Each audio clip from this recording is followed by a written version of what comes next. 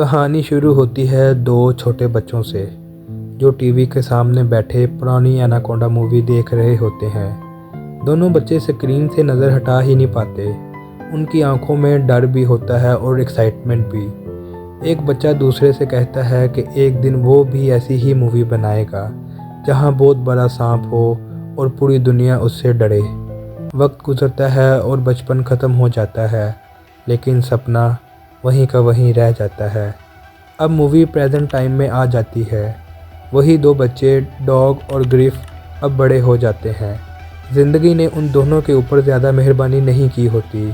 Career flop होता है, पैसा कम है और सपने सिर्फ बातों तक रह गए हैं। एक रात दोनों मिलकर बियर पीते हैं और फिर से पुरानी एनाकोंडा मूवी देखते हैं। जैसे ही वो सांप स्क्रीन पर आता है, दोनों के चेहरों पर वही बचपन वाली एक्साइटमेंट वापस आ जाती है। ग्रिफ मजाक मजाक में कहता है कि अगर ये मूवी आज के टाइम में बनाई जाए तो इससे काफ़ी बेहतर बन सकती है। डॉग हंसकर कहता है कि बातें छोड़, खुद बना कर दिखा।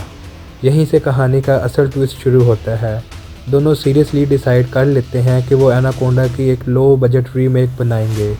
ना स्टूडियो, ना प्रोड्यूसर और ना बड़ी स्टार कास्ट, सिर्फ जुनून। वो अपने पुराने दोस्तों को कॉल करते हैं। कैनी जो टेक्नोलॉजी और गैजेट्स का एक्सपर्ट होता है, और क्लेयर जो सबसे ज़्यादा प्रैक्टिकल और स्ट्रॉन्ग माइंडेड होती है। सब पहले इस आइडिया को मजाक समझते हैं, लेकिन धीरे धीरे सब मान जाते हैं कि अगर ज़िंदगी में कुछ अलग करना है तो अभी करना होगा। टीम अमेज़न जंगल पहुंचती है। जैसे ही बोट जंगल के अंदर जाती है, हवा का रुख बदल जाता है। दरख्त इतने घने होते हैं कि धूप ज़मीन तक मुश्किल से पहुंचती है। हर तरफ अजीब आवाज़ें, पानी की हल्की सी लहरें और दूर कहीं जानवरों की चीखें सुनाई देती हैं। लोकल गाइड उनको पहले ही वार्न करता है कि ये जंगल सिर्फ देखने में खूबसूरत है, असल में बहुत जालिम है। लेकिन टीम इस वार्निंग को ज़्यादा सीरियस नहीं लेती, क्योंकि उनके लिए ये सिर्फ एक मूवी लोकेशन होती है। शुरू के कुछ दिन शूटिंग बिल्कुल मज़ेदार होती है। फेक स्नेक, ओवर एक्टिंग और चीप डायलॉग्स के साथ सब हंस हंस कर स्क्रीन रिकॉर्ड करते हैं। ग्रिफ डायरेक्टर बनता फिरता है और डॉग हर चीज़ कैमरे में कैद करता है, और बाकी लोग मजाक मजाक में जंगल को हॉलीवुड सेट समझने लगते हैं। सबको लगता है कि ये प्रोजेक्ट कंप्लीट हो जाएगा और शायद उनकी ज़िंदगी बदल देगा, लेकिन फिर वही गलती हो जाती है जो जंगल माफ़ नहीं करता। एक नेचुरल सीन के लिए वो एक सांप पकड़ने वाले बंदे को हायर करते हैं। वो बंदा साफ साफ लफ्ज़ों में उनको कहता है कि जंगल के रूल्स फॉलो करना ज़रूरी है। एक स्टंट के दौरान ग्रिफ पैनिक हो जाता है। सब कुछ कंट्रोल से बाहर चला जाता है और एक रियल स्नेक मारा जाता है। उस वक्त जंगल अचानक खामोश हो जाता है, जैसे किसी ने सांस लेना बंद कर दिया हो। उस पल किसी को अंदाज़ा नहीं होता कि ये खामोशी असल में वार्निंग है। उसी रात जंगल के अंदर अजीब हरकतें शुरू हो जाती हैं। पानी में लहरें बिना वजह उठती हैं। दरख्तों के दरमियान कुछ बहुत बड़ा सा मूव करता महसूस होता है।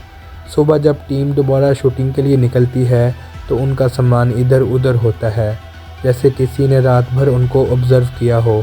सब पहले इसे जानवरों की शरारत समझकर इग्नोर कर देते हैं। फिर पहला असली अटैक होता है। टीम का एक मेंबर अकेला जंगल के अंदर जाता है और अचानक घास और झाड़ियाँ हिलने लगती हैं।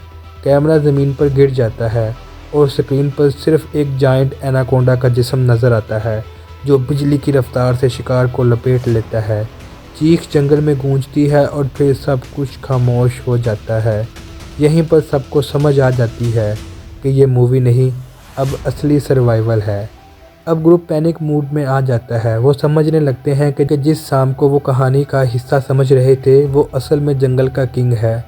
एनाकोंडा सिर्फ ज़मीन पर नहीं होता, वो पानी के अंदर भी और दरख्तों के ऊपर भी होता है। हर जगह खतरा होता है। हर कदम पर लगता है कि कोई उनको देख रहा है। धीरे धीरे एनाकोंडा उनको एक एक करके टेस्ट करता है। कभी बोट पर अटैक करता है और कभी जंगल के बीच में हमला। टीम के मेंबर्स अपनी हिम्मत और दोस्ती के दम पर बचने की कोशिश करते हैं। क्लेयर सबसे ज़्यादा स्ट्रॉन्ग रहती है और बार बार ग्रुप को टूटने से बचाती है। डॉग कैमरा छोड़ना नहीं चाहता, क्योंकि उसके लिए ये सब रिकॉर्ड करना ज़रूरी होता है। ग्रिफ अपनी गलतियों का एहसास करने लगता है कि जिस सपने के पीछे वो आए थे, वो अब सबकी जान ले सकता है। क्लाइमैक्स में सबसे खतरनाक लड़ाई होती है। ग्रुप एक पुरानी शूटिंग जैसी जगह पर फंस जाता है। एनाकोंडा पूरी ताकत के साथ उन पर हमला करता है। आग, पानी और चीखों के दरमियान लास्ट फाइट होती है। बहुत मुश्किल से वो एनाकोंडा को ट्रैप करते हैं और एक बड़ा एक्सप्लोजन होता है।